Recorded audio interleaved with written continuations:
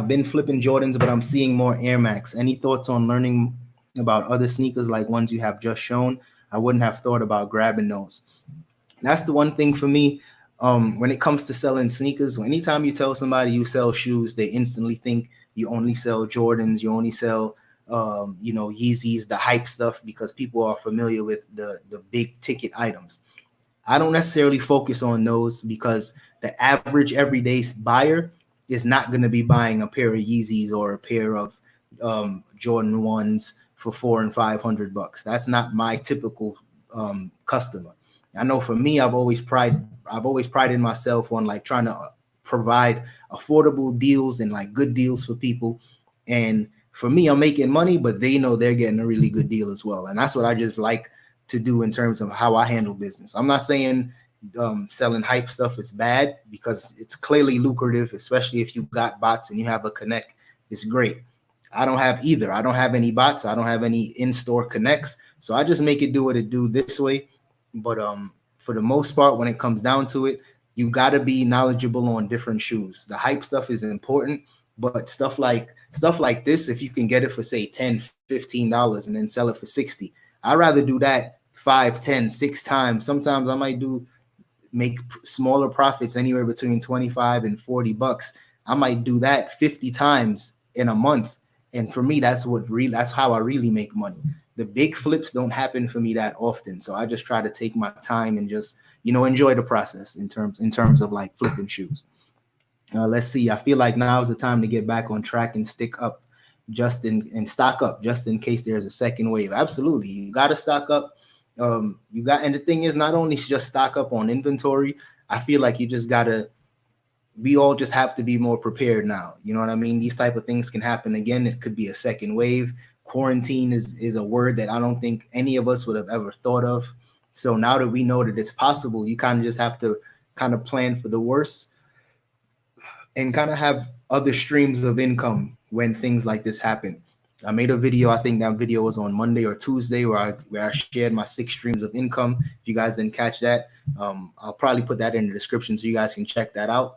But what it really comes down to, you definitely don't want to have all your eggs in one basket. You don't want to just depend solely on one stream of income, because if I was only depending on reselling over the past couple of months, we did all right, but it wasn't the same. And if I was solely dependent on just eBay and Poshmark, I would have been disappointed because the money would have been low. Everybody's taking a hit right now. So it's just important to kind of add some streams of income, even if it's small, even if you're doing a $50 here, $100 here, those little things add up.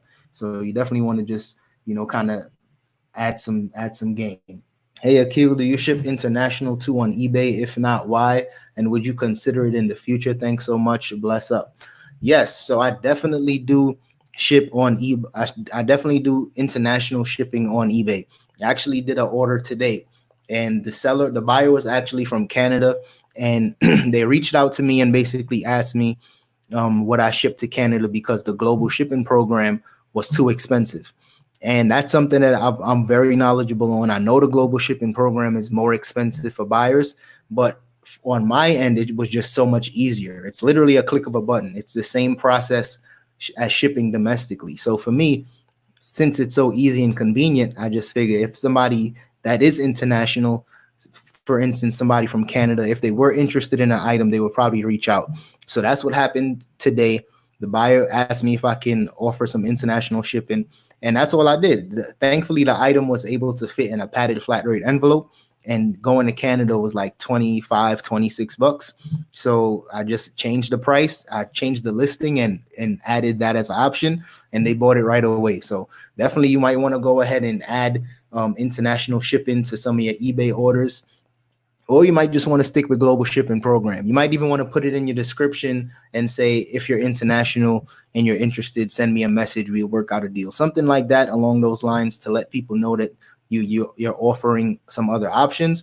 But for me, it worked out just fine. But outside of that, any international orders that I ship is usually going through the global shipping program. You do list multiple products on multiple platforms. I only sell on eBay and on Poshmark. Occasionally I might do like a Craigslist thing, or I might do like a Facebook marketplace thing, but that's very rare. So I usually only sell on 2 platforms.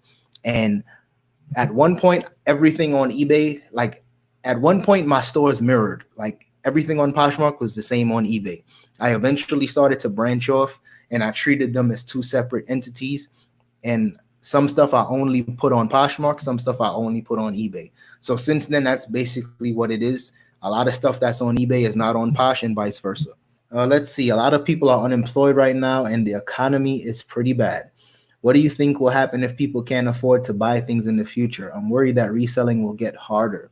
What I think what's going to happen with reselling is probably one of the oldest industries in the game. It's always been a thing. It'll continue to always be a thing. In my opinion, will it get harder? I think we're all going to have to adjust. I think we're all going to have to pivot on how we resell. And this is all going to unfold in the next 2, 3, 4, 5 months. We're all going to realize what's going to need to change. The difference is that this situation in particular is very different because, like I said earlier, there are people on unemployment that are making more money on unemployment than they were making at their job. So with that in mind, people are spending a little more. People got stimulus checks and blew it. On April 15th, 16th, when stimulus checks first got delivered, I've seen a huge uptick in sales over the next 3 days. Huge. And I think that's just normal. You know what I mean? People get some extra money. They want to buy something. They might have always needed it. They might have always had their eye on it. So now they got some extra money, so they spend. That's what people do. They buy and they spend. Thankfully, that's habitual for people, and it kind of keeps reselling going. But I don't think reselling is actually going to go away. I think for the most part, it might get better. Amazon is doing better than ever. And, for a lot of people on Amazon is majority resellers. So Amazon is doing better than ever. I'm not going to say my sales are down big, but I'm definitely not doing as well as I was doing in February and in March. But at the same time, business is still growing. It's still doing well, and we're still holding strong. So I'm very optimistic. I'm super positive about the future. Some people are very negative people, and I'm just not that type of person. I just think we're going to have to adjust. We're going to have to do some pivots along the way, probably switch up some strategies here and there. And if I do have to switch up the strategies, I'm going to share that with you guys so we can all kind of pivot together and do what we got to do. But I think reselling is going to be just fine. Let's see. We still have these companies employing people. We also had more jobs than people to fill. And then when the virus hit, so don't worry, this isn't a bad economy. This is just a bad event. We will be back. Now you're talking. I like that. Positivity, optimism. I'm right there with you, bro. I'm right there with you.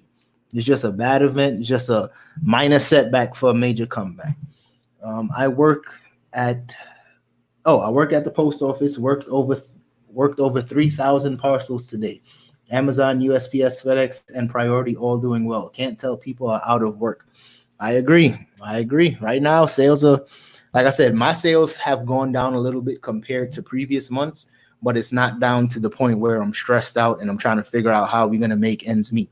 I think what it really came down to, why sales for me kind of slowed down, I was literally just running out of inventory. So with that, of course, I'm going to experience slower sales. But once all these shoes and all these items get put up, I'm looking over here because it's about 100 shoes from Ross and Marshalls that I got over this past couple of days, and Nordstrom Rack. Nordstrom Rack is going to be 40% off in every area. Whenever Nordstrom Rack does open up for you guys, it's going to be 40% off. So I got crazy in there today, got as much stuff as I could, and it was a good day. They know what I'm on. Stop with the and give me the strong. Hey, let's go. Worst back in the day, and so I can't complain. For all the times I pray carnivores don't come take. Cause it's poppin' up opportunists, I can't salute it. They raising red flags instead of raising solutions. I'm trying to do